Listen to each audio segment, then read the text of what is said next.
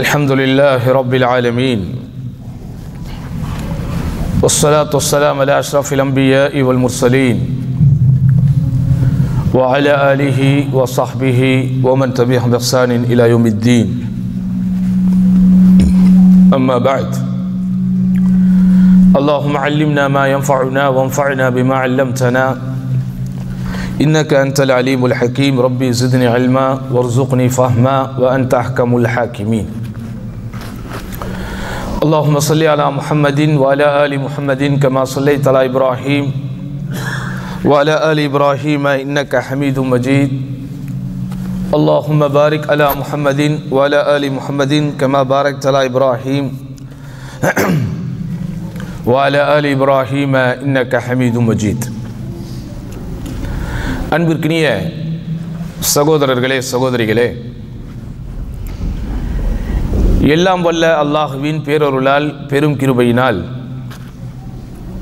தொடர்ச்சியாக நடைபெற்று வருகிற நமது வாராந்திர இஸ்லாமிய வகுப்பில் இன்றைக்கு நாம் அனைவரும் கலந்து கொள்ளக்கூடிய நல்லதொரு வாய்ப்பினை பெற்றிருக்கிறோம். இந்த சிறப்பிற்குரிய சந்தர்ப்பத்தில் இந்த உம்மத்தின் மீது நபியின் நேசம் என்கிற தலைப்பில் சில முக்கியமான தகவல்களை இன்ஷா அல்லாஹ் அறியவிருக்கிறோம். நபியின் நேசத்தோடு இந்த உம்மத்தை கட்டி போடுகிற போதுதான் அந்த உம்மத் சீரான இஸ்லாமிய பாதையில் பயணிக்கும். இன்றைக்கு இந்த உம்மத் நபியின் நேசத்தை தன்னுடைய வாழ்வின் ஒரு மிக பெரும் அங்கமாக கருதாமல் செல்லுகிறதோ அது இஸ்லாமிய மார்க்கத்தினுடைய வழிகளையே விட்டு போவதற்கு சமமாக ஆகிவிடும். வாழ்க்கையில் எந்த அம்சங்களாக இருந்தாலும் சரி. உதாரணமாக இன்றைக்கு நாம் 2024ஆம் ஆண்டிற்கு விடை கொடுத்துவிட்டு 2025ஆம் ஆண்டில் அடி எடுத்து வைத்திருக்கிறோம். இல்லையா?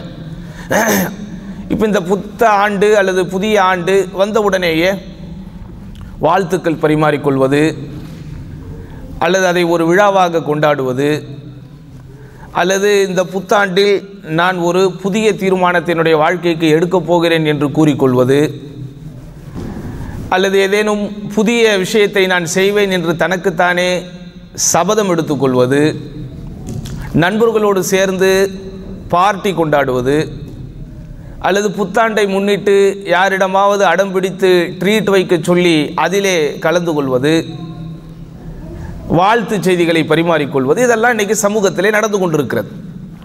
ஆனால் ஒவ்வொரு முறை சமூகத்தில் இதை யார் செய்யும் போதும் மார்க்கத்தில் ஆர்வலர்கள் என்று சில பேர் இருப்பார்கள் அல்லவா, அவங்க என்ன செய்வாங்க? வழக்கம் போல புத்தாண்டு இஸ்லாத்தில் கூடாது, புத்தாண்டு ஹராம், வாழ்த்து சொல்வது கூடாது அப்படின்னு சொல்லுவாங்க. இது ஒவ்வொரு வருடமும் நடந்து கொண்டிருக்கக்கூடிய ஒரு நிகழ்வு தான். ஆனால் இது சமூகத்திலே ஒரு தாக்கத்தை ஏற்படுத்துகிறதா என்று பார்க்க வேண்டும். புத்தாண்டு எல்லாரும் செலிப்ரேட் பண்ணும்போது நம்ம செலிப்ரேட் பண்ணுறதுல என்ன இருக்குது? நம்ம ஏன் தனித்து நிற்கிறோம் அப்படின்னு இந்த புத்தாண்டு வாழ்த்துக்கள் சொல்வது அல்லது புத்தாண்டை கொண்டாடுவது இதெல்லாம் பெரிய விஷயம் கிடையாது. இதிலெல்லாம் ஏன் இந்த முஸ்லீம்கள் ரொம்ப அடிப்படைவாதத்தோடு நடந்து கொள்கிறார்கள் அப்படின்னு யார் நினைக்கிறா? முஸ்லீம்கள் நினைக்கிறா. எந்த நான் முஸ்லீமோ நம்ம புத்தாண்டு கொண்டாடக்கூடாதுன்னு சொல்லும்போது என்ன செய்யறதில்ல, அவங்க யாரும் கண்டிக்கிறது இல்லை. நீங்கள் நன்றாக சமூக வலைத்தளங்களில் கருத்துக்கள் பதிவேற்றப்படும் போது நீங்கள் கவனித்தால் உங்களுக்கு தெரியும். ஏன்னா அவங்க புரிஞ்சுக்கிட்டாங்க. முஸ்லீம்கள் என்ன செய்கிறாங்க? அவங்க ஒரு தனித்துவமான பாதையில் போகிறார்கள், தனி பாதையில் அல்ல. தனிமைக்கும் தனித்துவத்திற்கும் வித்தியாசம் இருக்கிறது. புரியுதா உங்களுக்கு? தனிமையாக செல்வதற்கும் தனித்துவத்தோடு செல்வதற்கும் இமாலய வித்தியாசம் இருக்கிறது. ஆனால் இஸ்லாமிய சமூகத்திலே உள்ள பல பேரால் இதை ஏற்றுக்கொள்ள முடிகிறதா? இல்லை. அப்போ என்ன பிரச்சனை அப்படின்னு சொன்னால், நபியினுடைய சுன்னாவுக்கு நாம் கொடுக்க வேண்டிய முக்கியத்துவம், இந்த அஹ்லு சுன்னாவிலே இருக்கக்கூடிய இந்த அறிஞர்களுடைய கூற்றுக்கு கொடுக்க வேண்டிய முக்கியத்துவம், இது போன்ற விஷயங்களில் இன்னும் இந்த சமூகத்திற்கு விழிப்புணர்வு வரவில்லை. அப்படிதானே? உதாரணமாக இந்த மாதிரி வாழ்த்துக்கள் சொல்கிறது கூடாது. ஷேக் சாலிஹ் அல் ஃபௌசான் ஹஃபிதஹுல்லா அவங்களுடைய காணொலி அல்லது அவர்களுடைய ஃபத்வா அல்லது அதற்கு முன்பு இருந்த அறிஞர்களுடைய மார்க்க தீர்ப்புகள் இதெல்லாம் பகிர்ந்து தான் இதை கூடாது என்று சொல்லப்படுகிறது. ஏன் 2025 என்று சொல்லும் போது அது என்னது? கிபி 2025. ஆமாவா இல்லையா? 2025 போது அது என்னதுங்க? கிபின்னா என்னது? கிறிஸ்து. அப்போ யாரோடது சம்பந்தப்படுது? அப்போ இது எப்படி நீங்கள் இதை இட்ஸ் அ காமன் டேன்னு எப்படி நீங்கள் சொல்ல முடியும்? 2025 வரும்போது அதில் தெளிவாக வருது. என்னன்னு வருது? கிறிஸ்துவுக்கு பின். அது சரியா தவறா, சரியான ஆண்டைத்தான் அவர்கள் சொல்கிறார்களா, அதெல்லாம் அப்புறம். முதல்ல இப்படி ஒரு புத்தாண்டு என்கிற ஒரு விஷயத்தை சமூகத்திலே ஒரு செலிப்ரேஷனுக்குரிய, ஒரு கொண்டாட்டத்திற்குரிய ஒரு அம்சமாக அது மக்களால் அங்கீகரிக்கப்படுகிற போது, ஏற்றுக்கொள்ளப்படுகிற போது அதனுடைய பின்னணியில் உள்ள விஷயத்தை நம்ம புரிஞ்சுக்கணும். அப்பவும் பட்டவர்த்தனமாக ஒரு மதத்தின் அடையாளமாக இருப்பது தான். பட் அது கொண்டாட்டத்திற்குரியதாக இருக்கும்போது அதை மக்கள் ஏற்றுக்கொள்வார்கள். நீங்கள் எல்லாம் புரிஞ்சுக்கணும். மக்கள் எல்லாருமே எதற்கு இன்றைக்கு அடிமைகளாக இருக்கிறார்கள் என்றால், கொண்டாட்டத்திற்கு இன்றைக்கு மக்கள் அடிமை. அதனால தான் வீட்டில் அன்றாடம் கொண்டாட வேண்டிய அம்மாவை என்றைக்குமே கொண்டாடாமல் வருடத்திற்கு ஒரு நாள் மதர்ஸ் டே என்று கொண்டாடுகிறார்கள். அம்மாவா இல்லையா? தனக்கு கீழ் வேலை பார்க்கக்கூடிய தொழிலாளர்களை எப்போதும் மதிக்க வேண்டிய மக்கள் அதை பற்றியெல்லாம் கொஞ்சம் கூட நினைக்காமல் வருடத்திற்கு ஒரு நாள் மே 1ஆம் தேதி வந்துவிட்டால் தொழிலாளர்கள் தினம் என்று வைத்து கொண்டாடுகிறார்கள். இப்படி தொழிலாளர்கள் தினம், அன்னையர் தினம் என்று ஆரம்பித்த நாட்கள் இன்றைக்கு கேலண்டரை நாம் புரட்டி பார்த்தால் வருடத்திற்கு 365 நாட்களும் என்ன செய்யப்படுது? யாருக்காவது ஒவ்வொரு நாளும் கொடுக்கப்படுகிறது. அப்படியே நாட்கள் இல்லை என்றால் நோ ப்ராப்ளம், அந்த ஏரியாவில் இந்த நாளை நீ வச்சுக்கோ, இந்த ஏரியாவில் நான் வைத்துக் கொள்கிறேன் என்று ஒரே நாள் 2 கொண்டாட்டங்களுக்கு கூட என்ன செய்யப்படுகிறது? பகிர்ந்து கொடுக்கப்படுகிறது. அப்போ அதனால நண்பார்ந்த சகோதரர்களை, இஸ்லாமியமாக்கும் ரொம்ப தெளிவாக இருக்கிறது. நமக்கு கொண்டாட்டங்கிறது இதுதான், 2 தான். நமக்கு கொண்டாட்டத்திற்குரிய நாட்கள் அப்படிங்கிறது அல்லாஹ்வுடைய தூதர் ஸல்லல்லாஹு அலைஹி வஸல்லம் ரொம்ப தெளிவாக சொல்லிவிட்டார்கள்.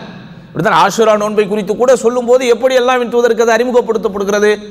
அல்லாஹ்வுடைய தூதரை, இந்த நாள் யூதர்களும் கிறிஸ்தவர்களும் மகத்துவப்படுத்தக்கூடிய அல்லது கொண்டாடக்கூடிய ஒரு நாள் அப்படின்னும் போது அல்லாஹ்வுடைய தூதர் ஸல்லல்லாஹு அலைஹி வஸல்லம் கொண்டாட்டத்திலிருந்து தவிர்த்து, மூசா நபி அவங்களுக்கு மட்டும் சொந்தம் இல்லை, இன்னும் சொல்ல போனால் அவங்கள விட நமக்குத்தான் ரொம்ப சொந்தம் அப்படின்னு சொல்லி அந்த நாளில் நோன்பை தான் அல்லாஹ்வுடைய தூதர் ஸல்லல்லாஹு அலைஹி வஸல்லம் ஷரியத்தாக்கினார்களே தவிர எதை ரசூல் ஸல்லல்லாஹு அலைஹி வஸல்லம் அங்கீகரிக்கல? கொண்டாட்டத்தை அங்கீகரிக்கல. ஆனால் இதை யார் ஏற்றுக்கொள்வா? அதுதான் பிரச்சனை. இதை ஏற்றுக்கொள்வது யார்? நபி, நபியினுடைய சுன்னா, நபியின் நேசம் அப்படின்னு யார் பயணிக்கிறார்களோ அவர்களால் மட்டும்தான் இதை ஏற்றுக்கொள்ள முடியும். நம்ம என்ன நினைக்கிறோம்? நம்ம எல்லாம் அப்படியே தேசிய நீரோடையில் கலந்து என்ன பண்ணிடுவீங்க? தேசிய நீரோடையில் கலந்து, தேசிய நீரோடையில் நம்ம கலக்க முடியுமா? முதல்ல எது தேசிய நீரோடைன்னே யாருக்கும் தெரியல இன்னைக்கு. அப்போ அதனாலே நண்பார்ந்த சகோதரர்களே, இந்த உம்மத்தை கட்டமைப்பதற்கும் இந்த உம்மத்தை கட்டி அணைப்பதற்கும் அல்லது இந்த உம்மத்தை சரியான முறையில் கட்டுப்பாடுக்குரிய ஒரு கூட்டமாக ஆக்குவதற்கு ஒரே வழியும் ஒரே தீர்வும் நபியின் நேசம் மட்டும்தான். அதனாலதான் அல்லாஹ் சுப்ஹானஹு வ தஆலா வேதத்தை இறக்கிய அதே வேளையில் அந்த வேதத்தை போதிப்பதற்கு, அந்த வேதத்தை எடுத்து சொல்வதற்கு, தன்னுடைய இந்த வஹி என்கிற இறை செய்தியை எத்தி வைப்பதற்கு ஒவ்வொரு காலத்திற்கும் அல்லாஹு அஸ்ஸ வஜல் தூதரை தேர்ந்தெடுக்கிறார். அப்படிதானா?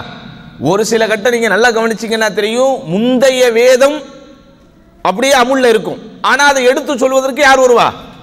இன்னொரு தூதர் வருவார். அப்ப இந்த உம்மத்தில் இருந்து அல்லாஹ் என்ன செய்யல? தூதரை பிரிக்கவே இல்லை. இந்த உம்மத்தை அல்லாஹ் சுப்ஹானஹு வ தஆலா ஆரம்ப காலகட்டத்தில் இருந்து அவர்களை நேர்வழிப்படுத்துவதற்கும், அவர்களை தூய்மைப்படுத்துவதற்கும், அவர்களை பரிசுத்தப்படுத்துவதற்கும், அல்லாஹுக்கு விருப்பமான ஒப்பான ஒரு வாழ்க்கையில் அவர்களை நிலைப்படுத்துவதற்கும், ஒழுக்கம் சார்ந்த ஒரு வாழ்க்கையில் அவர்களை உருவாக்குவதற்கும், கொள்கை சார்ந்த ஒரு நெறியில் அவர்களை பயணிக்க வைப்பதற்கும் அல்லாஹ் சுப்ஹானஹு வ தஆலா இறை தூதரை தான் ஒரு முக்கியமான ஒரு உபகரணமாக அல்லாஹ் சுப்ஹானஹு வ தஆலா ஆரம்பத்திலிருந்தே வைத்திருக்கிறார். அதனாலதான் மார்க்கத்தின் எல்லா விஷயங்களும் இந்த நபியோடு சம்பந்தப்படுகிறது. நபியை ஏற்றுக்கொள்ள மாட்டேன் என்று ஒருவன் சொல்லிவிட்டால் அவன் யார்? இஸ்லாமிய ஷரீஅத் படி அவன் ஒரு காஃபிர், அவன் மார்க்கத்தை புறக்கணித்தவனாவான். நபியின் சுன்னாவை ஏற்றுக்கொள்ள மாட்டேன், இறுதி நபித்துவத்தை ஏற்றுக்கொள்ள மாட்டேன் என்று யாராவது ஒருவர் சொன்னால் அவன் இஸ்லாமிய சமூகத்திலேயே இருந்தாலும் அவன் முஸ்லீமாக இருக்க முடியாது. அப்போ நபியின் நேசம் என்பது சகோதரர்களே இந்த உம்மத்திற்கு ரொம்ப முக்கியமானது. குறிப்பாக வளரும் இளம் தலைமுறைக்கு அடிக்கடி நாம் போதிக்க வேண்டியது இந்த நபியினுடைய வாழ்க்கை குறித்து தான். இன்றைக்கு இஸ்லாமிய மக்கள் அல்லாஹ் காப்பாற்றியவர்களை தவிர பெரும்பாலும் நபியின் வழியை விட்டுவிட்டு அவர்களுக்கு விருப்பமான வேறொரு வழிகளிலே போய் கொண்டிருப்பதை பார்க்கிறோம்.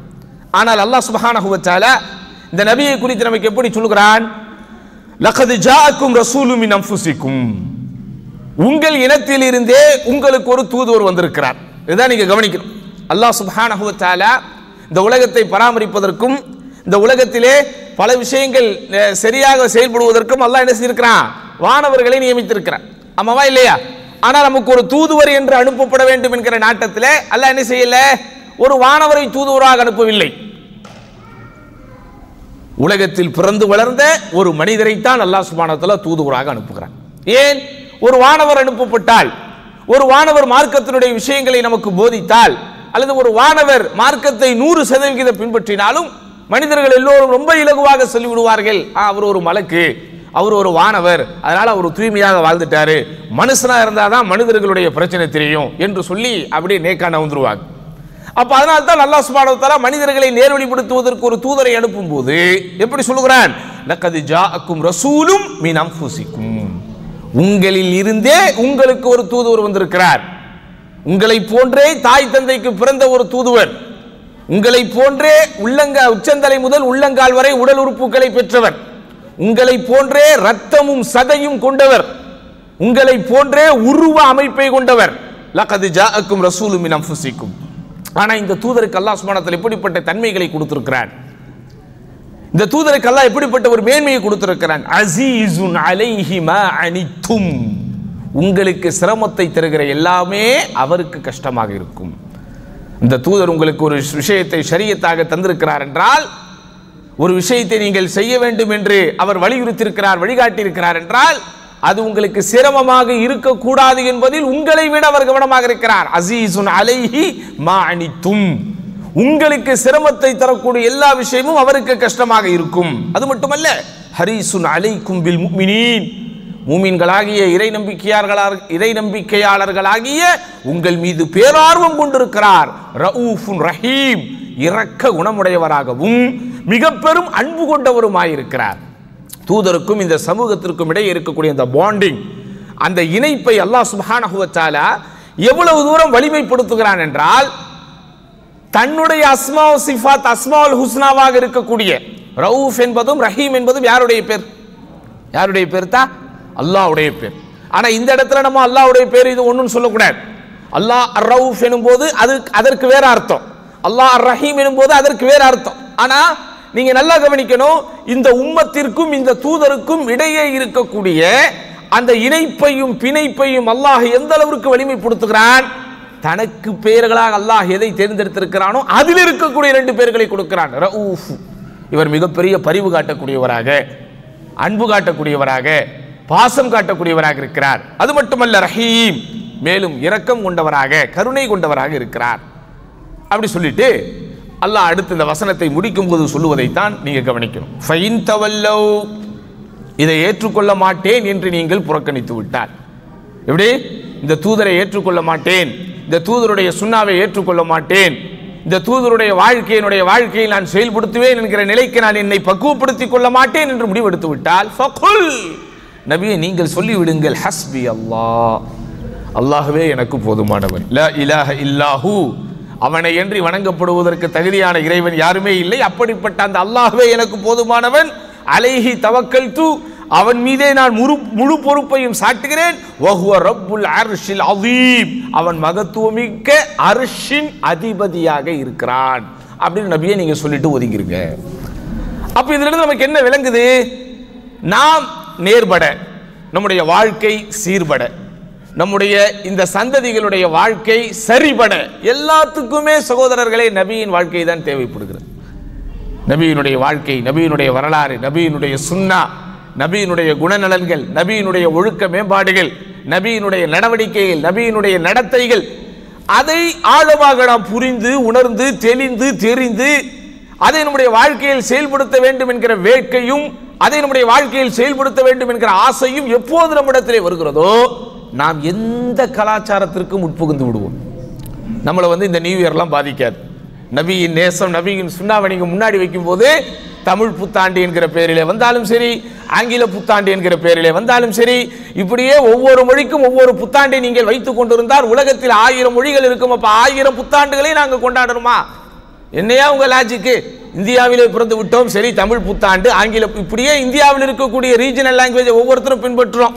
இப்ப நான் ஒரு லாங்குவேஜ் மொழியை சேர்ந்தவன், என் மனைவி ஒரு மொழியை சேர்ந்தவள், என் தாய் தந்தை இன்னொரு மொழியை சேர்ந்தவர்கள் அப்படின்னு நாங்கள் எடுத்துக்கிட்டா எத்தனை புத்தாண்டுகளை நாங்கள் கொண்டாடுவது?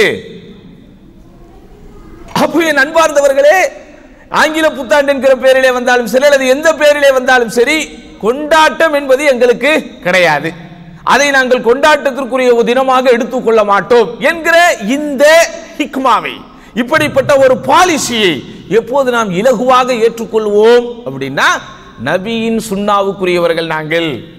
எப்படியாப்பட்ட நபி, அந்த நபிக்குரிய சிறப்பு என்ன, இந்த நபிக்குரிய மேன்மை என்ன, இந்த நபி இந்த உம்மத்தின் மீது எவ்வளவு பாசம் வைத்திருக்கிறார், இந்த நபி இந்த உம்மத்திற்காக செய்த தியாகங்கள் என்ன, 23 ஆண்டு கால நபித்துவ வாழ்க்கையில் எப்படிப்பட்ட முன்மாதிரி மிக்க ஒரு வாழ்க்கையை அவர் கொடுத்து விட்டு போயிருக்கிறார்.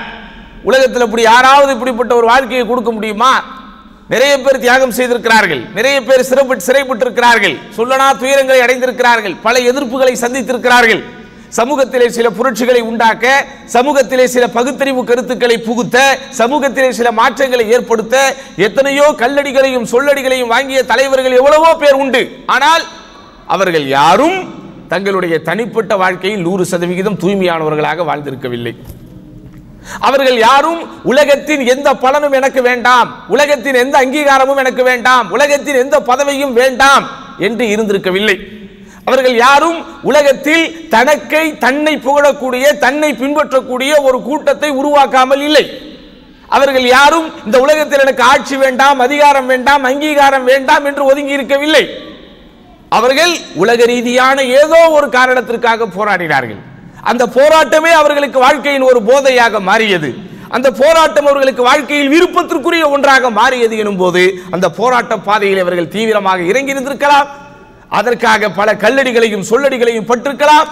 அந்த காரியத்தை நிறைவேற்றுவதற்கு, தான் நினைத்ததை சாதிப்பதற்கு ஏன் சிறைச்சாலைகளை கூட அவர்கள் ஏற்றிருக்கலாம். ஆனால் நம்ம நபியினுடைய வாழ்க்கை அப்படி அல்ல. அவர் தனி வாழ்க்கையையும் பொது வாழ்க்கையையும் பிரித்து வைக்கல. கொள்கை சீர்த ரீதியான வாழ்க்கையையும் ஒழுக்க ரீதியான வாழ்க்கையையும் அவர் தனித்தனி டிராக்ல வைக்கல.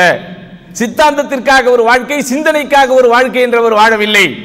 அவருடைய சிந்தனை எதுவாக இருந்ததோ அதுவே தான் அவருடைய சித்தாந்தமாகவும் இருந்தது. அவருடைய கொள்கை எதுவாக இருந்ததோ அதுதான் அவருடைய கோட்பாடாகவும் இருந்தது. அவருடைய தனிப்பட்ட வாழ்க்கை எப்படி இருந்ததோ அதுதான் அவருடைய பொது வாழ்க்கையாகவும் இருந்தது. அப்படிப்பட்ட நபி சகோதரர்களே, நம்முடைய இருதயத்திற்குள் இரண்டரை கலந்து விட வேண்டும். அந்த நபியினுடைய வாழ்க்கையை முழுமையாக நாம் ஏற்றுக்கொள்ள வேண்டும். அந்த நபியினுடைய வாழ்க்கையை பற்றி அறிஞர்கள் சொல்லும் போது எப்படியெல்லாம் நமக்கு சொல்கிறார்கள். அந்த நபி குழந்தைகளுக்கு ஆரம்பித்து, இளைஞர்களுக்கு ஆரம்பித்து, வாலிபர்களுக்கு ஆரம்பித்து, திருமணமானவர்களுக்கு ஆரம்பித்து, வயதானவர்களுக்காக வரை அந்த நபி செய்யாத சேவையே இல்லை. நபிகள் நாயகம் ஸல்லல்லாஹு அலைஹி வஸல்லம் குழந்தைகளோடு எப்படி நடந்திருக்கிறார் அப்படின்னு நீங்க படிச்சு பார்த்தீங்கன்னு வைங்களேன், நீங்கள் நினைப்பீர்கள் இந்த நபி குழந்தைகளின் நலனுக்காக மட்டுமே அனுப்பப்பட்டிருக்கிறார் அப்படின்னு நீங்க நினைப்பீங்க. இந்த நபி வாலிபர்களோடு இளைஞர்களோடு எப்படி நடந்திருக்கிறார் அப்படின்னு நம்ம படித்து பார்த்தால் நாம் நினைப்போம், ஆஹா, இந்த நபி முழுக்க முழுக்க இளைஞர்களின் மேம்பாட்டிற்காக மட்டுமே நபியாக அனுப்பப்பட்டிருக்கிறார். இப்படி ஒரு வாழ்க்கை வரலாற்றை, இப்படிப்பட்ட ஒரு வாழ்க்கையின் தூய்மையே எந்த புரட்சியாளருடைய வாழ்க்கையில் நம்ம பார்க்க முடியாது. எந்த புரட்சியாளராக இருந்தாலும் வாழ்க்கையில் ஒரே ஒரு துறையை அவர்கள் எடுப்பார்கள். ஒரே ஒரு துறை, ஒரு டிபார்ட்மெண்ட். அந்த துறைக்குள் அவர்களால் என்ன சாதிக்க முடியுமோ, அந்த துறைக்குள் அவர்களால் எவ்வளவு தூரம் உயர முடியுமோ, அந்த துறைக்குள் அவர்களால் எப்படிப்பட்ட சீர்திருத்தங்களை கொண்டு வர முடியுமோ அதைத்தான் அவர்கள் கொண்டு வருவார்கள். ஒரு சமூகம் சாதிய பாகுபாடுகளால் பாதிக்கப்படுகிறதா, அதற்கு எதிராக ஒருவர் களம் காணுகிறாரா, அதில் என்ன மாதிரியான சீர்திருத்தத்தை அவர்களால் கொண்டு வர முடியுமோ அதை கொண்டு வருவார். அவ்வளவுதான். அது பாராட்டத்தக்கதுதான், ஆனால் போற்றத்தக்கதல்ல. போற்றத்தக்கது எது? அல்லாஹ்வுடைய தூதர் ஸல்லல்லாஹு அலைஹி வஸல்லம் வாழ்க்கை மட்டும்தான். ஏன்? அவர் மனித வாழ்க்கைக்கு, மனித குலத்திற்கு தேவையான எல்லா துறைகளுக்கும் அவர் முன்மாதிரியாக திகழ்ந்தார். நபிகள் நாயகம் ஸல்லல்லாஹு அலைஹி வஸல்லம் பற்றி அறிவிக்கப்படக்கூடிய செய்திகளை பாருங்கள். உசாமா இப்னு ஸைத் ரலியல்லாஹு அன்ஹு அவர்கள் அறிவிக்கிறார். உசாமா இப்னு ஸைத் யாரு? அல்லாஹ்வுடைய தூதர் ஸல்லல்லாஹு அலைஹி வஸல்லம் அவர்களுக்கு வளர்ப்பு மகனாக கருதப்பட்ட ஸைத் இப்னு ஹாரிஸா ரலியல்லாஹு அன்ஹு அவர்களுடைய மகனார் உசாமா ரலியல்லாஹு அன்ஹு. அவருடைய புனைப்பெயரை பற்றி சொல்லும் போது ஹிப்புன் நபி என்கிறார்கள். நபியின் செல்ல பிள்ளை அல்லது நபியின் நேசத்திற்குரியவர் அப்படின்னு சொல்றாங்க. அவரை பற்றி வரக்கூடிய ஒரு செய்தி பாருங்க. அல்லாஹ்வுடைய தூதர் ஸல்லல்லாஹு அலைஹி வஸல்லம் அவர்கள் என்னை தூக்கி கொஞ்சுவார்கள், தன்னுடைய தொடையின் மீது என்னை அமர வைப்பார்கள், இன்னொரு தொடையில் ஹசன் ரலியல்லாஹு அவர்களை அமர வைப்பார்கள். பிறகு அல்லாஹ்வுடைய தூதர் ஸல்லல்லாஹு அலைஹி வஸல்லம் அந்த ரெண்டு பேரை என்ன செய்வாங்க? கட்டி அணைப்பார்கள். அதற்கடுத்து ஒரு துஆ செய்வார்கள், அல்லாஹும்ம அர்ஹம்ஹுமா, யா அல்லாஹ் இந்த இருவர் மீதும் நீ இரக்கம் காட்டுவாயாக, ஃபஇன்னி அர்ஹமுஹுமா, நானும் அந்த இருவர் மீது இரக்கத்தோடு நடந்து கொள்கிறேன். இது ஒரு சாம்பிள் தான். அல்லாஹ்வுடைய தூதர் ஸல்லல்லாஹு அலைஹி வஸல்லம் பாதையில் போனால் சிறுவர்களை பார்ப்பார்கள், அவர்களை பார்த்து சிரிப்பார்கள், புன்னகை பூப்பார்கள், அவர்களுக்கு சலாம் சொல்லுவார்கள், அவர்கள் சலாம் சொன்னால் அவர்களுக்கு பதில் கொடுப்பார்கள். அல்லாஹ்வுடைய தூதர் ஸல்லல்லாஹு அலைஹி வஸல்லம் தொழுகையிலே நின்று கொண்டிருக்கும் போது கொஞ்சம் நீண்ட நேரம் தொழ வேண்டும் என்று எண்ணுவார்கள். ஆனால் தொலை தூரத்திலே இப்படி பின்னாடி இருக்கக்கூடிய சஃப்கள்ல உங்களுக்கு நல்லா தெரியும், அல்லாஹ்வுடைய தூதர் காலத்து பள்ளிவாசல் இப்படி மாடிப்படி பள்ளிவாசல்கள் அல்ல. கிரவுண்ட் ஃப்ளோர் நம்ம ஜென்ஸுக்கு கொடுத்துருவோம், ஃபர்ஸ்ட் ஃப்ளோர் லேடிஸ் கொடுத்துருவோம், அப்படியா இல்லை. ஆரம்ப சஃப்கள் ஆண்களுக்கும், பின்னாடி இருக்கக்கூடிய சஃப்கள் பெண்களுக்காகவும் கொடுக்கப்படும். அல்லாஹ்வுடைய தூதர் ஸல்லல்லாஹு அலைஹி சொல்றாங்க, நான் கொஞ்ச நேரம் தொழுகையை நீட்டி தொழலாம் என்கிற எண்ணத்திலே நான் ஓத ஆரம்பிப்பேன். பின்னாடி இருக்கிற ஒரு குழந்தையின் அழுகுரல் என் காதில் விழுந்தவுடன் என்னுடைய தொழுகையை நான் சுருக்கமாக முடித்துக் கொள்வேன். இதுதான் முன்மாதிரி, இதுதான் முன்மாதிரி. அல்லாஹ்வுடைய தூதர் ஸல்லல்லாஹு அலைஹி வஸல்லம் அவர்களை சந்திப்பதற்கு ஒருவர் அக்ரா இப்னு ஹாபிஸ் என்கிற பெயரிலே உள்ள நபி தோழர், அல்லாஹ்வுடைய தூதர் ஸல்லல்லாஹு அலைஹி வஸல்லம் சிறு குழந்தையாக இருந்த ஹசன் ஹுசைன் ரலியல்லாஹு அன்ஹு அவர்களை தூக்கி வைத்து கொஞ்சுகிறார்கள், முத்தமிடுகிறார்கள். அதை ஆச்சரியத்தோடு பார்க்கிறார். பார்த்து விட்டு சொல்கிறார், எனக்கு 10 குழந்தைங்க இருக்கு, ஆனா ஒருத்தருக்கு கூட நான் ஒரு நாள் கூட முத்தம் கொடுத்ததே இல்லை. அப்படி நமக்கு ஆச்சரியமா இருக்கு. ஏன்னா நம்ம குழந்தைகளுக்கு நிறைய முத்தம் கொடுக்குறோம். ஆனா நீங்க அந்த சமூகத்தை அறியணும். அது எப்படியாப்பட்ட சமூகம்? குழந்தைகளுக்கு முத்தம் கொடுப்பது, குழந்தைகளை தூக்கி கொஞ்சுவதெல்லாம் அவர்களுடைய வாழ்வின் ஒரு அங்கமாகவே இருந்ததல்ல. மது குடிக்க வேண்டும், போர் புரிய வேண்டும், தங்களுடைய குடும்ப கதைகளை, குடும்ப பெருமைகளை பேச வேண்டும். இதுதான் அவங்களுடைய பொழுதுபோக்காகவே இருந்தது. இன்னைக்கு நமக்கு குழந்தைகளை கொஞ்சுவது ஒரு பொழுதுபோக்கு. கொஞ்சம் நேரம் கிடைச்சிருச்சுன்னா நம்ம என்ன செய்யறோம்? குழந்தைகளோடு விளையாடுகிறோம், குழந்தைகளை கொஞ்சுகிறோம், குழந்தைகளை தூக்கி முத்தமிடுகிறோம், குழந்தைகளை வண்டியில் வைத்துக் கொண்டு அங்கும் இங்கும் சுத்துகிறோம். ஏன்? நம்முடைய வாழ்க்கையின் பொழுதுபோக்கின் ஒரு அம்சமாக இது. ஆனால் அன்றைக்கு இருந்த ஐயாமுல் ஜாஹிலியாவிலே, அறியாமை காலத்தில் உள்ள அரபுகளுடைய பொழுதுபோக்குங்கிறது எப்படி இருந்துச்சு? அவர்களுடைய பொழுதுபோக்கு என்பது மது குடிக்க வேண்டும், மது பரிமாறப்பட வேண்டும், போர்களில் ஈடுபட வேண்டும், போர்கள் குறித்த கவிதைகள் பாட வேண்டும், குடும்ப பெருமைகள், இதுதான் அவர்களுடைய பொழுதுபோக்கு. அப்ப அப்படியாப்பட்ட ஒரு சொசைட்டில அல்லாஹ்வுடைய தூதர் ஸல்லல்லாஹு அலைஹி வஸல்லம் தான் பெத்த பிள்ளை கூட கிடையாது, பெத்த பிள்ளை பேர பிள்ளை எடுத்து கொஞ்சம் போது அவர்களுக்கு ஆச்சரியமா இருக்கு. உடனே சொல்றாங்க, அல்லாஹ்வுடைய தூதர் எனக்கு 10 குழந்தைங்க இருக்கு, நான் ஒரு ஆளுக்கு கூட ஒரு வாட்டியும் முத்தமே கொடுத்ததில்லை. அல்லாஹ்வுடைய தூதர் ஸல்லல்லாஹு அலைஹி வஸல்லம் என்ன சொன்னாங்க தெரியுமா? பெரியவர்களுக்கு யார் மரியாதை செலுத்தவில்லையோ, சிறுவர்களுக்கு யார் இரக்கம் காட்டவில்லையோ அவன் என்னை சார்ந்தவன் அல்ல. அப்போ சிறுவர்கள் மீது நீங்கள் காட்டுகிற இரக்கம் என்பது அவர்களை தூக்கி வச்சு கொஞ்சணும், அவர்களுக்கு முத்தம் கொடுக்கணும். அப்போ யோசித்து பாருங்கள், அல்லாஹ்வுடைய தூதர் ஸல்லல்லாஹு அலைஹி வஸல்லம் சிறுவர் நலன் குறித்து என்னென்ன செய்திகளை சொல்லி இருக்கிறார்கள், சிறுவர் நலன் குறித்து என்னென்ன சீர்திருத்தங்களை பண்ணி இருக்கிறார்கள், சிறுவர் சிறுமிகள் நலன்களில் அல்லாஹ்வின் தூதர் ஸல்லல்லாஹு எவ்வளவு அக்கறை காட்டியிருக்கிறார்கள். சிறுவர் சிறுமிகளின் மீது அல்லாஹ்வுடைய தூதர் ஸல்லல்லாஹு அலைஹி வஸல்லம் காட்டிய நலன், அக்கறை இருந்ததனால் தான் அன்றைக்கு பிறந்த குழந்தை பெண் குழந்தை என்று தெரிந்துவிட்டால் உயிரோடு புதைக்கக்கூடிய அந்த மாபாதக செயலிலிருந்து ஒட்டுமொத்தமாக சமூகத்தை மீட்டெடுத்தார்கள். நீங்க நல்லா கவனிக்கணும், அல்லாஹ்வுடைய தூதர் ஸல்லல்லாஹு அலைஹி வஸல்லம் புரட்சி எவ்வளவு பெரிய புரட்சி என்றால், வஅதுல் பனாத். வஅதுல் பனாத்னா என்னது? அந்த பெண் குழந்தைகளை உயிரோடு புதைப்பது என்பது அல்லாஹ்வுடைய தூதர் ஸல்லல்லாஹு அலைஹி வஸல்லம் எந்த அளவிற்கு அதை எதிர்த்து களம் கண்டிருக்கிறார்கள் என்றால், இஸ்லாமிய மார்க்கம் தன்னுடைய பிரச்சாரத்தை ஆரம்பித்த உடன் சகோதரர்களே, அந்த மார்க்கத்தை ஏற்காதவர்கள் கூட ஒரு பெண் குழந்தையை அந்த சமூகத்திலே புதைத்ததாக ஒரு குறிப்பை பார்க்க முடியல. அதாவது நீங்க யோசிச்சு பார்க்கணும், அல்லாஹ்வுடைய தூதரின் அந்த புரட்சி எந்த அளவிற்கு எல்லாரையும் ஈர்த்தது, ஏற்றது என்றால், மார்க்கத்தை ஏற்றுக்கொண்டவர்கள் மாத்திரமல்ல, ஏற்காதவர்கள் கூட அந்த சமூக குற்றங்களில் இருந்து தங்களை விடுவித்துக் கொண்டார்கள். இதுதான் புரட்சி. இங்க புரட்சிங்கிறது சமூகத்தில் எப்படி இருக்கு? இப்ப நான் ஒரு சித்தாந்தத்தை சொல்கிறேன், நான் ஒரு கொள்கையை சொல்கிறேன், அந்த கொள்கையில் பகுத்தறிவு இருக்கிறது, அந்த கொள்கையிலே மிகப்பெரிய சமூக முன்னேற்றத்திற்கான வழிகாட்டுதல்கள் இருக்கிறது என்றால், என்னை யார் தலைவனாக ஏற்றுக்கொண்டாரோ, என்னை யார் அவருடைய சித்தாந்தத்தின் ஒரு குருவாக ஏற்றுக்கொண்டாரோ அவர் என்னை பின்பற்றலாம், அவர் நான் சொல்வதை கேட்கலாம். இத்தனை மணிக்கு கொடியேற்றுங்கள் என்றால் இத்தனை மணிக்கு கொடியேற்றுவார்கள். கொரோனா வந்த காலத்திலே எல்லாரும் மாடி மீது ஏறி நின்று கையில 2 தட்டுகளை வைத்து டிங்கு டிங்கு டிங்கு டிங்கு என்று அடி அப்படின்னு ஒருத்தர் சொல்றார். ஒரு புரட்சிகரமான கருத்து. ஆமாவா இல்லையாங்க? சும்மா சொல்றேன்னா உண்மையை சொல்றேன்னா? ஒரு மிகப்பெரிய புரட்சிகரமான மருந்து. இந்த நூற்றாண்டில் இப்படி ஒரு புரட்சிகரமான கருத்தை எந்த புரட்சியாளருமே சொல்லியிருக்க மாட்டார். கொரோனாவை ஒழிப்பதற்கு எல்லோரும் மாடியிலே ஏறி நின்று கையிலே 2 தட்டுகளை, பாத்திரங்களை வைத்துக் கொண்டு டிங்கு டிங்கு டிங்கு என்று அடியுங்கள் என்றார். உடனே அவரை ஏற்றுக்கொண்ட லட்சோப லட்ச மக்கள், தொழிலதிபர்கள், மிகப்பெரிய அரசியல் கட்சியின் தலைவர்கள், அப்படிதானா, திரை நட்சத்திரங்கள், விளையாட்டு துறையிலே உள்ள பெரும் பெரும் ஜாம்பவான்கள் நட்சத்திரங்கள், அப்படிதானா? எல்லாரும் ஏறி நின்று நடிக்கிறான். நம்ம யாராவது அடிச்சோமா? நீங்க யாராவது அடிச்சீங்களா? ஏன்? நாம் அவரை சித்தாந்த ரீதியாக ஏற்றுக்கொள்ளவில்லை, ஏற்றுக்கொள்ள மாட்டோம். ஆமாவா இல்லையா? ஆனா நபிகள் நாயகம் ஸல்லல்லாஹு அலைஹி வஸல்லம் அவர்கள் கொண்டு வந்த சித்தாந்த கருத்துக்கள் நீங்க யாராவது படிச்சிருக்கீங்களா? இஸ்லாம், அதாவது ரசூல் ஸல்லல்லாஹு அலைஹி வஸல்லம் நபியாக ஆகி, நபித்துவமாக அவர் நபியாக அனுப்பப்பட்டு சமூகத்திற்கு பிரச்சார கருத்துக்களை சொல்ல ஆரம்பித்தவுடன் இந்த குறைஷி கூட்டத்தில், இந்த ஒரு குடும்பத்தில் தனக்கு பிறந்த ஒரு பெண் குழந்தையை ஒருவர் உயிரோடு புதைத்தார் அப்படின்னு எங்கேயாவது யாராவது படிச்சிருக்கீங்களா? இதுதான் புரட்சி. அப்ப இப்படியாப்பட்ட நபி நம்ம கிட்ட இருக்கும்போது அவருடைய கலாச்சாரத்தை விட்டு விட்டு வேறு எந்த கலாச்சாரத்தை நாங்கள் பின்பற்ற முடியும்? அப்படியாப்பட்ட நபி எங்களுக்கு ஒரு கலாச்சாரத்தை கொண்டு வருகிறார், அப்படியாப்பட்ட நபி எங்களுக்கு ஒரு பண்பாட்டை தந்திருக்கிறார், அப்படியாப்பட்ட நபி எங்களுக்கு ஒரு பண்பியலை கற்றுக் கொடுத்திருக்கிறார் என்னும் போது அந்த நபியின் பாதையில் தான் நாங்கள் பிரயாணம் செய்வோம். அது யாருக்கு பாதிப்பு ஏற்படுத்துகிறது? எங்களுடைய புத்தாண்டு கொண்டாட்டத்தினால் பலருக்கு பாதிப்பு ஏற்படுகிறது. நம்ம எல்லாம் இங்க இருக்கிறோம், அல்ஹம்துலில்லாஹ், ஒரு சேஃபர் ஜோன்ல இருக்கிறோம், இப்படிதானா? இந்தியாவிலே சென்னை போன்ற பெருநகரங்களிலே அல்லது பெங்களூரு, மும்பை போன்ற பெருநகரங்களிலே 31ஆம் தேதி டிசம்பர் மாதம் எப்படியாப்பட்ட ரகளைகள் நடக்கும் என்பது அந்த தெருவோரங்களில் இருந்து பார்த்தவர்களுக்கு தான் தெரியும். அந்த ஹைவேக்களில் கொஞ்சம் பயணம் செய்து பார்த்தவர்களுக்கு தான் தெரியும். மது விற்பனை மற்ற நாட்களில் இல்லாத அளவிற்கு பன்மடங்கு பெருகக்கூடிய ஒரு வியாபாரம் நடக்குது. அப்ப அதுல இருந்தே தெரியலையா இது ஒரு சமூக சீர்கேடுன்னு? காதலர்கள் தங்களுக்கு இடையில் பாலியல் ரீதியாக தங்களுடைய கற்பை கெடுத்துக் கொள்ளக்கூடிய பெரும்பான்மையான நிகழ்வுகள் அங்கேதான் நடக்கிறது என்று ஆய்வுகள் சொல்லுகிறது, ஆதாரங்கள் சொல்லுகிறது. அப்ப அது போதாதா?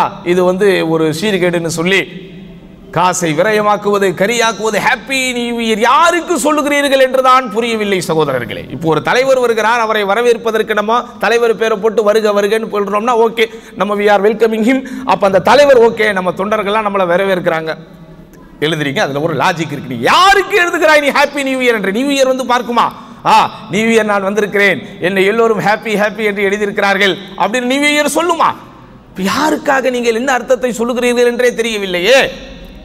அப்போ ஒரு அர்த்தமில்லாத ஒரு கலாச்சாரத்தை இஸ்லாமிய மக்களும் அதில் ஆர்வத்தோடு இன்றைக்கு பங்கெடுத்து தங்களுடைய நேரத்தையும் காலத்தையும் விரயம் செய்து கொண்டு அதற்காக வேண்டி பல்வேறு விதமான கொண்டாட்டங்களை சமூகத்திலே புகுத்துகிறார்கள் எனும் போது எல்லாம் ஒரு பக்கம் நடந்தாலும் இதை செய்யாதீங்க அப்படின்னு ஆர்வத்தோடு சில இஸ்லாமிய ஆர்வலர்கள் மார்க்க தீர்ப்புகளை போடும்போது அதை கொச்சைப்படுத்துவது, அதை விமர்சிப்பதெல்லாம் சரியல்ல சகோதரர்களே.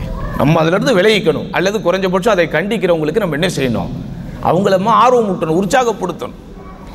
அப்போ நபிகள் நாயகம் ஸல்லல்லாஹு அலைஹி வஸல்லம் அவர்கள் இப்படி குழந்தைகள் நலன் ஆரம்பித்து, சரி குழந்தைகள் அப்படியே வளர்ந்து வாலிபனா வர்றான். அவனுடைய சிந்தனையில், அவனுடைய உள்ளத்தில் அல்லாஹ்வுடைய தூதர் ஸல்லல்லாஹு அலைஹி வஸல்லுடைய அந்த ஒரு ஆளுமை எப்படி இருந்துச்சு? சுப்ஹானல்லாஹ். ஒரு செய்தி ஒன்று வருகிறது சகோதரர்களே. அதாவது புகாரி முஸ்லிம்ல வருது, மாலிக் இப்னுல் ஹுவைரிஸ் என்கிற ஒரு நபித்தோழர் அறிவிக்கிறார். இவங்கெல்லாம் யாருன்னா, அதாவது நடுவில் இஸ்லாத்தை ஏற்றுக்கொண்டு நபி ஸல்லல்லாஹு அலைஹி வஸல்லம் வந்து மார்க்கத்தை கற்றுக்கொள்ள வேண்டும் என்கிற ஆர்வத்தில் இளைஞர்களாக ஒன்று சேர்ந்து அல்லாஹ்வுடைய தூதர்கிட்ட வராங்க. அவங்க சொல்றாங்க, நாங்கள் அல்லாஹ்வின் தூதர் ஸல்லல்லாஹு அலைஹி வஸல்லத்திலே வந்தோம், நாங்கெல்லாம் ஒரே வயதொத்த இளைஞர்களாக இருந்தோம். ஷபபத்துன் முத்தகாரபூன், ஒரே வயதொத்த இளைஞர்கள். அது என்னப்பா ஒரே வயதொத்த இளைஞர்கள்? இவருக்கு 20, அவருக்கு 21, இவருக்கு 22, இவருக்கு 19 இப்படின்னு இருக்கும்போது இவங்கெல்லாம் யாரு?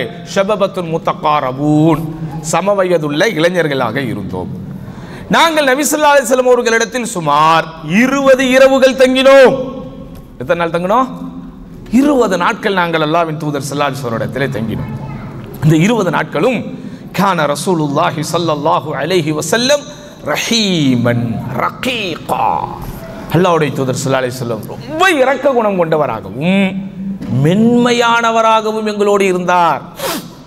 எந்த தலைவரை பற்றியும் தெரிந்து கொள்ள வேண்டும் என்றால் சகோதரர்களே, அவர்கள் மேடையில் பேசுவதை வைத்து மாத்திரம் தெரிந்து கொள்ள முடியாது. மேடையில் பேசும்போது இனிக்க தான் பேசுவாங்க. அவங்களோட நீங்க டிராவல் பண்ணி பார்க்கணும், அவங்களோட ஒரு 2-3 நாள் ஸ்டே பண்ணி பார்க்கணும். அப்பதான் தெரியும் எந்த மனிதனாக இருந்தாலும் அவனுக்கு ஒரு மறுபக்கம் என்பது ஒன்று இருக்கும். யாராக இருந்தாலும் சமூகத்திலே எவ்வளவு பெரிய புரட்சியாளர் அல்லது எவ்வளவு பெரிய பகுத்தறிவாளர் என்று அறியப்பட்ட எந்த தலைவராக இருந்தாலும் அந்த தலைவரோடு தனிமையில் தங்கியவர்கள், அந்த தலைவரோடு பிரயாணம் செய்தவர்கள் நிச்சயம் அவர்களிடத்திலே ஒரு 10 குறைகளை பார்க்காவிட்டாலும் ஒரு 2-3 குறைகளாகவும் பார்ப்பார்கள். யாரும் அதுக்கு விதிவிலக்கா இருக்க முடியாது. ஆனால் அல்லாஹ்வுடைய தூதர் ஸல்லல்லாஹு அலைஹி வஸல்லம் இளைஞர்களுக்கு எப்படிப்பட்ட ஒரு வழிகாட்டியாக இருந்தார், இளைஞர்களை கட்டி போடுகிற எப்படிப்பட்ட ஒரு கவர்ந்திழுக்கும் தலைவராக இருந்தார். 20 நாட்கள் நாங்கள் அல்லாஹ்வுடைய தூதரோடு இருந்தோம். அந்த 20 நாட்களும் அல்லாஹ்வின் தூதர் எங்களிடத்திலே ரஹீமன் ரகீகா, இரக்க குணமுடையவராக மென்மைத்தனம் கொண்டவராக இருந்தார். அப்ப அல்லாஹ்வுடைய தூதர் எங்க முகத்தை பார்த்த உடனேயே அல்லாஹ்வுடைய தூதருக்கு தெரிந்து விடுகிறது, ஃபக்கத் இஷ்தக்னா அஹ்லனா, நாங்கள் எல்லாம் எங்கள் குடும்பத்தை தேடுகிறோம் என்று. இளைஞர்கள் சொல்லும்போது அதில் திருமணமானவர்களும் இருப்பார்கள், புதியதாக திருமணமானவர்களும் இருப்பார்கள், மனைவியின் பக்கம் தேட்டமும் நாட்டமும் உள்ளவர்களும் இருப்பார்கள், அல்லது இளைஞர்களாக ரொம்ப சிறிய வாலிபர்களாக இருந்தால் பெற்றோர்களை காண வேண்டும் என்கிற அந்த தேடலும் அவர்களிடத்தில் இருக்கும். 20 நாள் தங்கிய யாரும் அல்லாஹ்வின் தூதரே நாங்க 20 நாள் ஆச்சு, எங்களுக்கு எங்க உம்மாவை தேடுது, வாப்பாவை தேடுது, எங்கள் மனைவி மக்களை தேடுது அப்படின்னு என்ன செய்யல, யாரும் அல்லாஹ்வின் தூதர் ஸல்லல்லாஹு அலைஹி வஸல்லம் இடத்துல சொல்லல. நபிகள் நாயகம் ஸல்லல்லாஹு அலைஹி வஸல்லம் எங்களை பார்த்து கொண்டே எங்களை பற்றி தெரிந்து கொண்டார். உடனே ஃபஸஅலனா அன்மன் தரக்னா மின் அஹ்லினா, அப்புறம் அல்லாஹ்வுடைய தூதர் எங்க கிட்ட கேட்டாங்க, நீங்க யார் யாரெல்லாம் விட்டுட்டு வந்திருக்கிறீங்க, உங்க ஃபேமிலி மெம்பர்ஸ் யார் யாரு, உங்க குடும்பத்தில் இருந்தவங்க யார் யாரு அப்படின்னு கேட்டுட்டு நாங்களும் பதில் சொல்லியதற்கு பிறகு அல்லாஹ்வுடைய தூதர் சொன்னாங்க, இர்ஜிஉ இலா அஹ்லிக்கும், நீங்கள் அனைவரும் உங்கள் குடும்பத்தினரின் பக்கம் திரும்பி செல்லுங்கள்.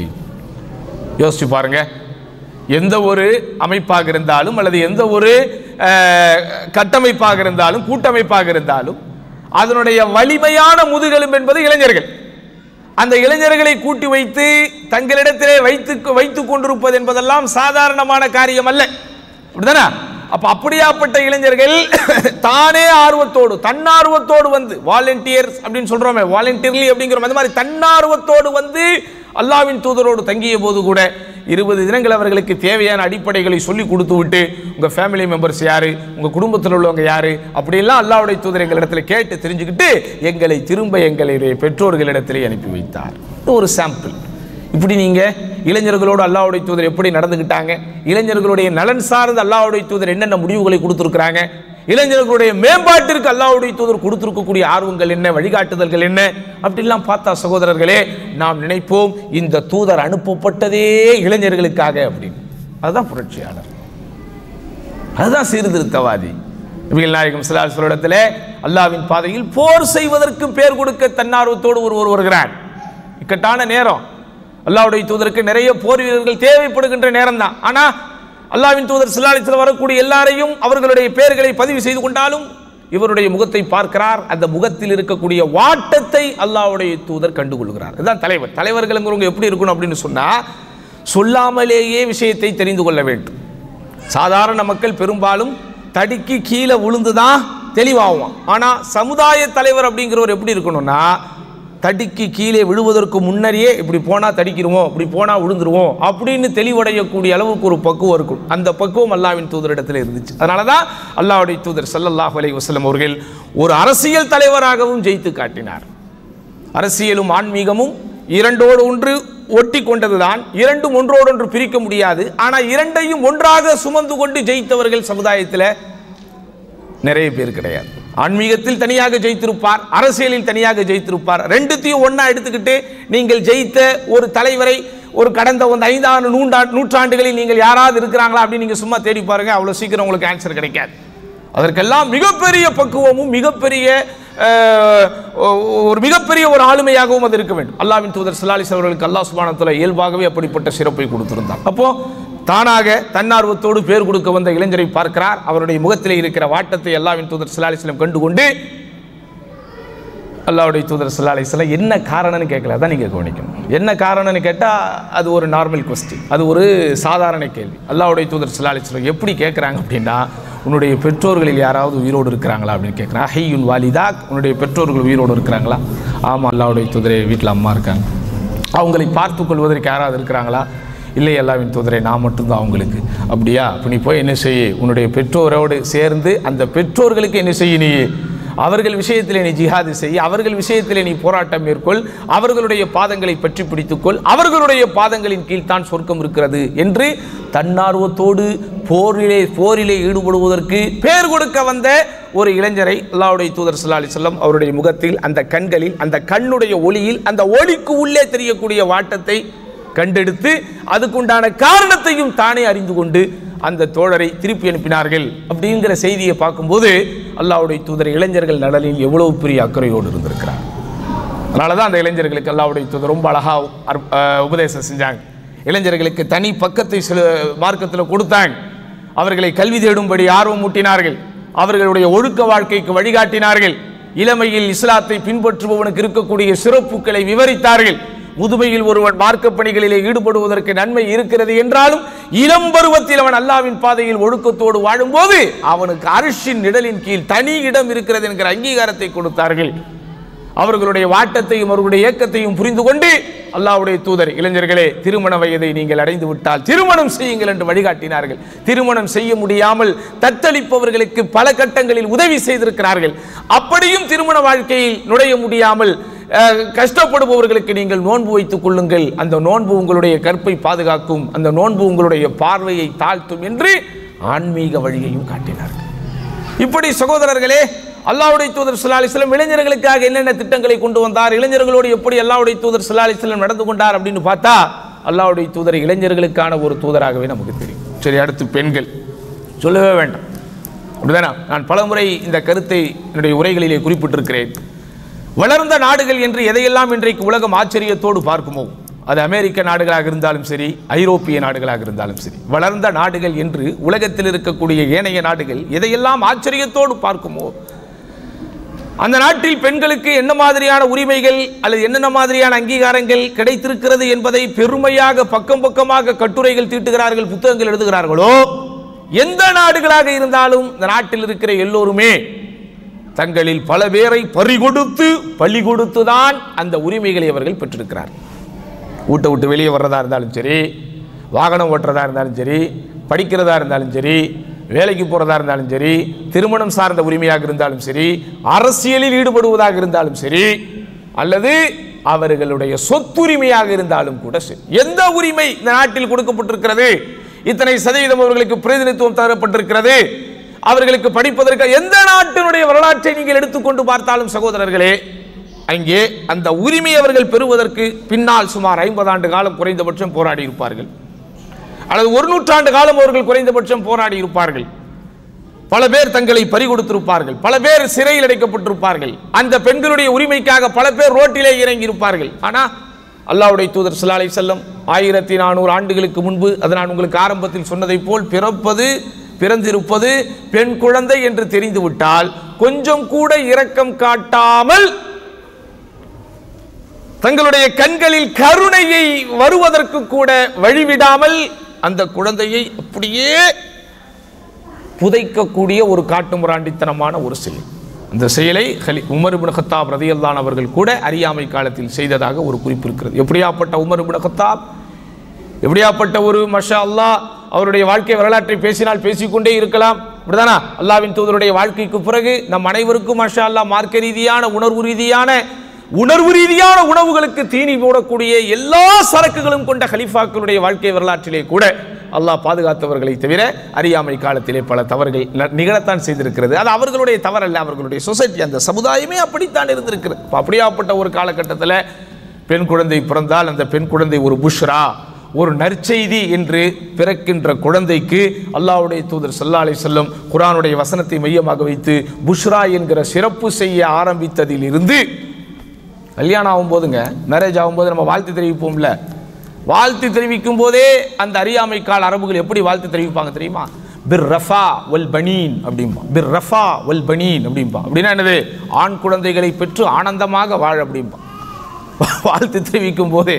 அதனால தான் ஐயாமுல் ஜாஹிலியா, அதனால தான் அறியாமை கால அரபுகளுங்கிறோம். வாழ்த்து தெரிவிக்கும் போதே பிர் ரஃபா வல் பனீன், ஆண் குழந்தைகளை பெற்று ஆனந்தமாக வாழ் என்று சொல்லக்கூடிய அளவிற்கு ஆணாதிக்கம் பிடித்த ஒரு சமூகத்தில் எந்த பெண்களும் இறங்கி எங்களுக்கு அதை உரிமையை தாங்க, எங்களுக்கு இதை தாங்க அப்படின்னு அவங்க கேட்டிருக்காங்க. எதை கேட்டிருக்காங்க? தாங்கள்லாம் எப்பவுமே உங்ககிட்ட இருந்து பாடம் படிக்கிறாங்க, எங்களுக்கும் தனியாக நீங்கள் ஒரு பாடம் சொல்லி தருவதற்கு நேரத்தை ஒதுக்குங்கள். அதை தான் கேட்டிருக்கிறாங்க. அது உரிமை சார்ந்த விஷயத்தில் வராது. அப்படிதானே? உரிமைங்கிறது எதுல வருது? அது அவர்களுடைய வாழ்வுரிமை, அவர்களுடைய உடல் உடை ரீதியான உரிமை, அவர்களுடைய ஜீவாதார சம்பந்தப்பட்ட உரிமை. அது எதையுமே எங்களுக்கு வேண்டும் என்று ஒரு 10 பெண்கள் ஒன்றாக சேர்ந்து கொண்டு அல்லது ஒரு 100 பெண்கள் ஒன்றாக சேர்ந்து கொண்டு ஐஷா ரலியல்லாஹு அன்ஹா தலைமையிலேயோ அல்லது அஸ்மா ரலியல்லாஹு அன்ஹா தலைமையிலேயோ அல்லது மற்ற ஏதாவது ஒரு மூத்த நபி தோழருடைய தலைமையிலேயோ போய் ப்ரொடெஸ்ட் பண்ணாங்களா, போராட்டம் பண்ணாங்களா? இன்னும் எங்களுக்கு தேவைன்னு அவங்களுக்கு தெரியாத விஷயங்களையே அல்லாஹ்வுடைய தூதர் ஸல்லல்லாஹு அலைஹி வஸல்லம் அல்லாஹ்வுடைய மார்க்கத்தில் அவங்களுக்கு பெற்றுக் கொடுத்தாங்க. பிறக்கும் உரிமை, வளரும் உரிமை, வாழும் உரிமை, மார்க்கமயமாக்கப்பட்ட ரீதியில் வாணிபம் செய்கிற உரிமை, மணமகனை தேர்ந்தெடுக்கிற உரிமை, அந்த மணமகனிடத்தில் மகர் என்கிற மணக்கொடையை பெறுகின்ற உரிமை, அந்த மணமகனுடைய வாழ்க்கை சரியில்லை என்று முடிவெடுத்து விட்டால் ஹுலா என்கிற மனவிலக்கில் ஒரு அங்கமாக கருதப்படுகின்ற அந்த உரிமை, சொத்துரிமை, கல்வி தேடுகின்ற உரிமை, கல்வி போதிக்கின்ற உரிமை. இதுக்கு மேல என்னங்க வேணும்? இதுக்கு மேல என்ன வேணும்? அதாவது பெண்ணை போக பொருளாக ஆக்குகிற, காட்சி பொருளாக ஆக்குகிற அல்லது பெண்களை சந்தைப்படுத்துகின்ற விஷயம்லாம் இஸ்லாத்தில் கிடையாது. இன்றைக்கு உலகத்தில் எது உரிமைகளாக பார்க்கப்படுகிறது? பெண்கள் சந்தை பொருளாக பார்க்கப்பட வேண்டும். அவர்களை ஒரு மெட்டீரியலாக, அவர்களை ஒரு அதவாத்தாக, ஒரு சந்தைப்படுத்தப்படக்கூடிய விதத்தில் இன்னைக்கு பெண்கள் சமுதாயத்தை கொண்டு வந்துட்டாங்க. ஆனால் இஸ்லாம் 1400 ஆண்டுகளுக்கு முன்பு இந்த பெண் சமூகத்திற்கு என்னென்ன உரிமைகளை எல்லாம் கொடுத்திருக்கிறதோ, அல்லாஹ்வுடைய தூதர் என்னென்ன சிறப்புகளை எல்லாம் அந்த பெண் சமூகத்துக்கு செஞ்சிருக்கிறாங்க அப்படிங்கிறதெல்லாம் நம்ம சிந்திச்சு பார்த்தா சுப்ஹானல்லாஹ், இந்த அல்லாஹ்வின் தூதர் பெண்களுக்காகவே அல்லது பெண்களின் உரிமைக்காகவே, பெண்களின் மேம்பாட்டிற்காகவே இவர் நபியாக அனுப்பப்பட்டார் என்று நாம் சிந்திக்கக்கூடிய அளவிற்கு அந்த நபி பெண்களுடைய விஷயத்திலே, பெண்களுடைய மேம்பாட்டில் நபிகள் நாயகம் ஸல்லல்லாஹு அலைஹி வஸல்லம் வாழ்க்கை இருந்திருக்கும். அப்படிதானே? பெண்களை அடிக்காதீர்கள், பெண்கள் உங்களிடத்திலே நம்பி ஒப்படைக்கப்பட்டிருக்கிற அமானிதம், அந்த பெண்களை சீர் செய்கிறேன் என்று நினைத்து, அந்த பெண்களை நீங்க நேர் செய்கிறோம் என்கிற நினைத்து முதுகெலும்புகளை உடைச்சிடாதீங்க. ஒரு விஷயம் உங்களுக்கு பிடிக்காவிட்டால் எந்த விஷயம் பிடிக்குமோ அதை கொண்டு நீங்க என்ன செய்யுங்க, உங்களை நீங்களே திருப்திப்படுத்திக் கொள்ளுங்கள். இதெல்லாம் எப்படியாப்பட்ட விஷயங்க? எவ்வளவு அற்புதமான ரீதியில் அல்லாஹ்வுடைய தூதர் ஸல்லல்லாஹு அலைஹி வஸல்லம் வாழ்க்கை இருந்திருக்கிறது. இப்படி நம்ம என்ன செய்யலாம் சகோதரர்களே? அல்லாஹ்வுடைய தூதர் ஸல்லல்லாஹு அலைஹி வஸல்லம் சிறப்புகளை பேசிக்கொண்டே போகலாம். இந்த அளவிற்கு இந்த உம்மத்தின் மீது அல்லாஹ்வுடைய தூதர் ஸல்லல்லாஹு அலைஹி வஸல்லம் அவர்களுக்கு மிகப்பெரிய நேசமும் பாசமும் இருந்தால், ஒட்டுமொத்த உலக முஸ்லிம்களையும் இஸ்லாம் என்கிற ரீதியில ஒரு பிராக்டிக்கலாக கட்டி போடுகின்ற இடம் எதுன்னு பார்த்தா பள்ளிவாசல் தான். நம்ம தூங்கும்போது முஸ்லீமாக தான் தூங்குறோம், எந்திக்கும் போது முஸ்லீமாக தான் எந்திக்கிறோம், வியாபாரம் பண்ணும்போது முஸ்லீமாக தான் வியாபாரம் பண்ணுறோம், அதெல்லாம் ரைட்.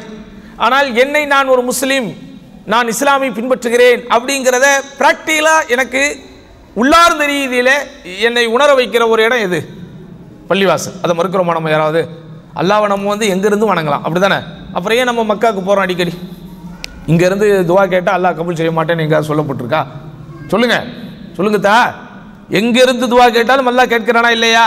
அல்லாஹ் பதில் கொடுக்கிறானா இல்லையா? இருந்தாலும் சிரமங்களை பார்க்காமல் ஒரு 2-3 மாதத்துக்கு ஒரு வாட்டி மக்கா மதீனாவுக்கு போனாதான் நமக்கு மனசு எப்படி இருக்கு?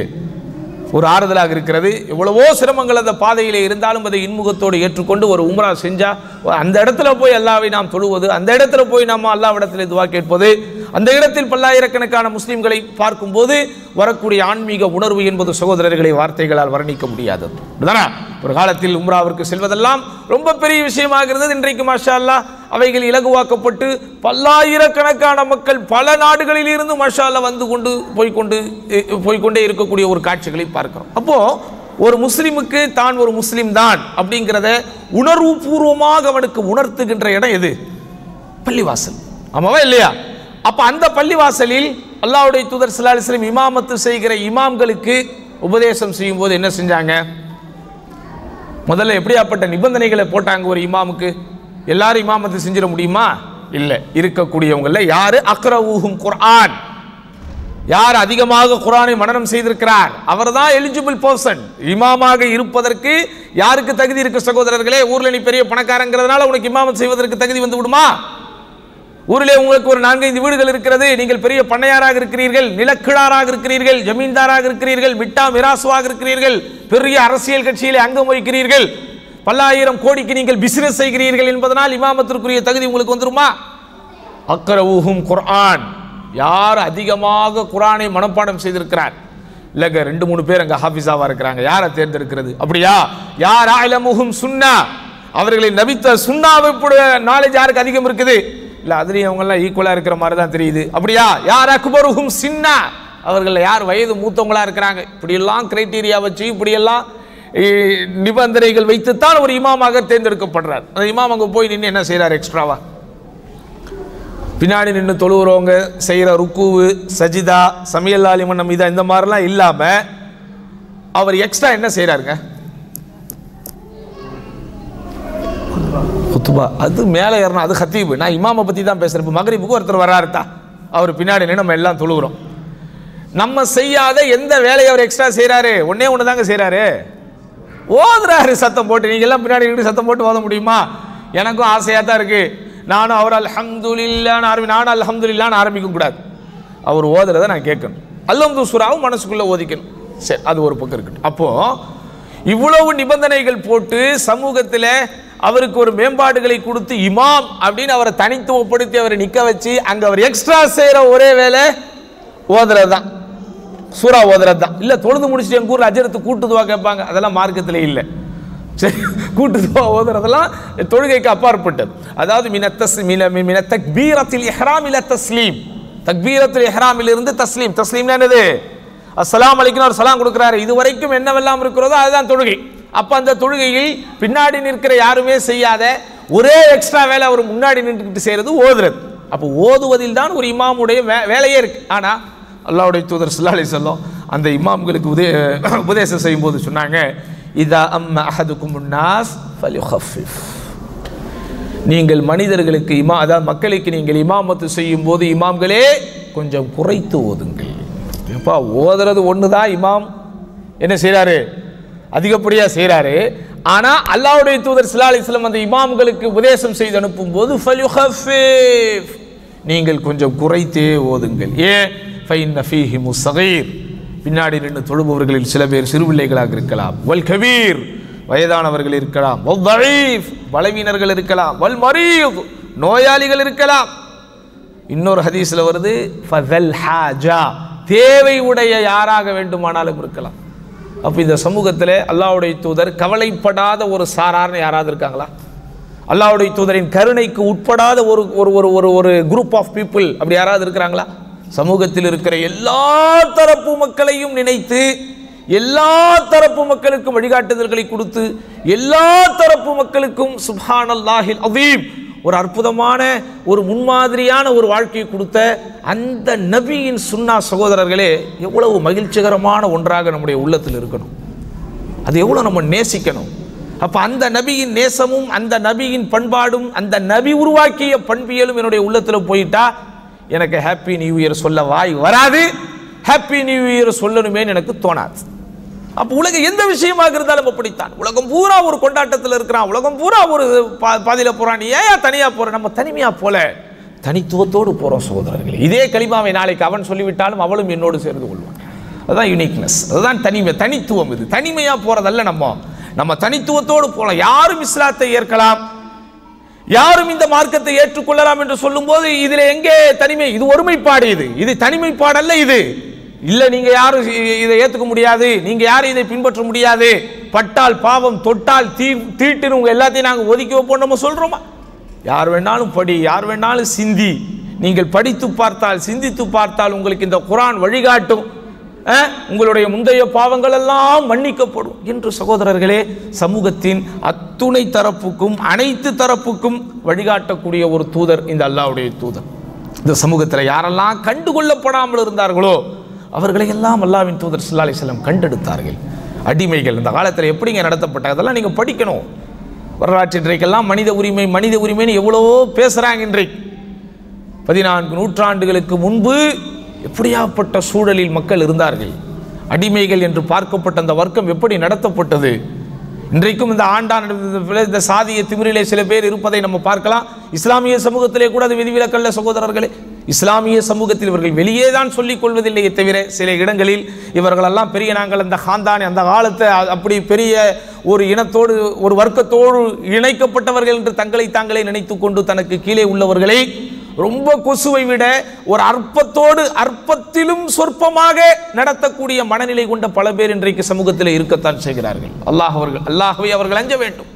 அப்போ கண்டெடுக்கப்படாமல் சமுதாயத்தில் யாரெல்லாம் ரொம்ப ஒடுக்கப்பட்டார்களோ அவர்களை கூட அல்லாஹ்வுடைய தூதர் ஸல்லல்லாஹு அலைஹி வஸல்லம் அவர்கள் நேசித்து அவர்களை பற்றி சிந்தித்து நீங்கள் செய்கிற தவறுகளுக்கெல்லாம் பிராயச்சித்தமாக அல்லது தவறுகளுக்கு நீங்கள் செய்யக்கூடிய ஒரு காம்பன்சேஷனாக அடிமைகளை விடுவியுங்கள். அல்லாஹ்வுடைய தூதர் ஸல்லல்லாஹு அலைஹி வஸல்லம் அவர்கள் மரணித்த சில ஆண்டுகளிலேயே அல்லது ஒரு சில நூற்றாண்டுகளிலேயே ஒட்டுமொத்தமாக அரபுலகத்தை விட்டு அடிமைகள் என்கிற சாராரே இல்லாத அளவிற்கு இன்றைக்கு தெரியுமா? இன்னைக்கு அடிமைகள் எங்க இருக்கிறாங்கன்னு கேட்டால் நமக்கு பதில் இருக்கா? மார்க்கத்தில் அடிமைகள் அடிமை பெண்கள்லாம் சொல்லப்படுதில்லைங்க. இப்போ நான் உங்ககிட்ட கேட்குறேன், இன்றைக்கு அடிமைகள் இஸ்லாமிய சமூகத்தில் அடிமைகள் அடிமை பெண்கள்லாம் எங்கே இருக்கிறாங்க? நான் ஒரு ஸ்காலர்ட்டையே கேட்டேன், சரியான பதில் இல்லை. ஏதோ ஆப்பிரிக்க நாட்டில் ஏதோ ஒரு நாட்டின் பேரை சொன்னார், பட் அது குறித்து தரவுகளும் வரவுகளும் சரியாக இல்லை. அப்போ அந்த அளவிற்கு மாஷா அல்லாஹ் சமூகத்தில் எது ரொம்ப ரொம்ப மோசமான முறையிலே ஒடுக்கப்பட்ட ஒரு கூட்டமாக இருந்துச்சோ ஒட்டுமொத்தமாக அந்த கூட்டத்தையே வென்றெடுத்து அவர்களுக்கெல்லாம் சிறப்பு செய்த ஒரு புனிதராக அல்லாஹ்வுடைய தூதர் ஸல்லல்லாஹு அலைஹி வஸல்லம் வாழ்ந்திருக்கிறாங்க. எந்த தப்பு செய்யறியா? அடிமைகளை விடுவி. சத்தியம் இதா எதா இருந்தாலும் அல்லாஹ் அக்பர், அடிமைகளை விடுவி, அடிமைகளோடு நல்ல முறையில் நடந்து கொள், அவர்களை விடுவித்து அவர்களையே திருமணம் செய்து கொள். இப்படியே பல்வேறு விதமான ஒரு கருத்துக்களை சொல்லி புரட்சி கருத்துக்களை சொல்லி அந்த சமூகத்தை வென்றெடுத்த அல்லாஹ்வின் தூதர் ஸல்லல்லாஹு அலைஹி வஸல்லம் வாழ்க்கை வரலாறுங்கிறது சகோதரர்களே உள்ளத்தில் வைத்து பாதுகாக்கப்படக்கூடிய வரலாறாக இருக்கணும். இந்த நபியை நம்ம உயிரை விட மேலாக நேசிக்கணும். நபியை நேசிக்கிறோம் அப்படிங்கிறதெல்லாம் சும்மா வாய் வழியாக சொல்லுகின்ற வார்த்தைகள்ல. முதலில் அந்த நபியினுடைய வாழ்க்கையை நபியை நம்பணும். நம்ம முதல்ல நபி உண்மை, இந்த நபி சொன்னதெல்லாம் உண்மை, இந்த நபியின் சுன்னா உண்மை, அதை பின்பற்றினால்தான் நமக்கு ஈருலக வெற்றி அப்படிங்கிறத நம்ம முழுமையாக நம்பணும். இந்த நபியினுடைய வாழ்க்கை வரலாற்றை முழுமையாக படிக்கணும். இந்த நபியினுடைய சுன்னாவை பரப்பணும். அந்த நபியினுடைய சுன்னாவிற்கு ஒரு பாதிப்பு என்றால் அதற்கு எதிராக பொங்கணும், அல்லது குறைந்தபட்சம் மனதில் ஒரு வருத்தமாவது வரணும். அந்த நபி சொல்லி கொடுத்த துவாக்கள் திக்ருகள் அதையெல்லாம் அதிகம் நம்முடைய வாழ்க்கையில் நம்ம சொல்லணும். அந்த நபியின் மீது ஸலவாத்து சொல்லிக்கொண்டே இருக்கணும். யா அல்லாஹ், இந்த மறுமையில் இந்த நபியை பார்க்கக்கூடிய பாக்கியம், இந்த நபியை சந்திக்கக்கூடிய பாக்கியம், இந்த நபியோடு சொர்க்கத்தில் இருக்கக்கூடிய பாக்கியத்தை எங்களுக்கு தா அப்படின்னு நம்ம அல்லாஹ்விடத்தில் உருகி கேட்கணும். அப்படிப்பட்ட ஒரு உயர்ந்த ஒரு சிறப்பான ஒரு எண்ணத்தையும் செயல்பாடுகளையும் வல்ல ரஹ்மான் நம் அனைவருக்கும் தந்தருள வேண்டும். நாமும் நம்முடைய சந்ததிகளும் அந்த நபியை நம்முடைய உயிருக்கு மேலாக நேசித்து அந்த நபியினுடைய சுன்னாவை கள்ளங்கவடமில்லாமல் பின்பற்றி அந்த நபியினுடைய கலாச்சாரத்திற்கு உயிரூட்டக்கூடிய நன்மக்களாக வல்ல ரஹ்மான் நம் அனைவரையும் காத்து பிரமத ஆதிக்கத்தில் இருந்தும் பிரமத கலாச்சாரத்திலிருந்தும் நம்மையும் நம்முடைய சந்ததிகளையும் முற்றிலுமாக காத்தருள்வானாக என்று வேண்டி இன்றைய உரைக்கு திரையிடுகிறேன். வாஹ்ரதாவான் அல்ஹம்துலில்லாஹி ரப்பில் ஆலமீன். அஸ்ஸலாமு அலைக்கும் வரஹ்மத்துல்லாஹி வபரகாத்துஹு.